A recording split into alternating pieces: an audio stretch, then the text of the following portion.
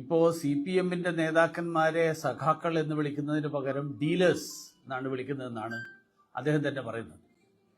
അദ്ദേഹം അങ്ങനെയുള്ള ചില ആളുകളുടെ പേരുകളും പറഞ്ഞിട്ടുണ്ട്. കപ്പലണ്ടി കച്ചവടം നടത്തിയ ആൾ എങ്ങനെ കോടീശ്വരനായി എന്നുള്ളതിൻ്റെ ഉദാഹരണങ്ങൾ. അപ്പോൾ കരുവന്നൂരിൽ പറഞ്ഞതെല്ലാം തന്നെ സത്യമായിരുന്നു എന്നുള്ളത് വ്യക്തമായിക്കൊണ്ടിരിക്കുകയാണ്.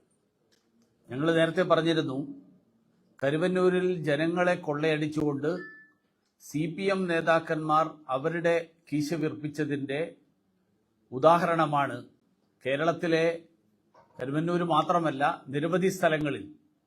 ആ സ്ഥലങ്ങളിലൊക്കെ സഹകരണ ബാങ്കുകളിൽ നടന്നിട്ടുള്ള വലിയ വെട്ടിപ്പ്, ആ വെട്ടിപ്പ് CPM നേതാക്കന്മാർക്ക് സാമ്പത്തിക ലാഭമുണ്ടാക്കാൻ വേണ്ടിയിട്ട് നടത്തിയിട്ടുള്ള ശ്രമങ്ങളാണ് എന്നുള്ളത് വ്യക്തമായിരിക്കുകയാണ്.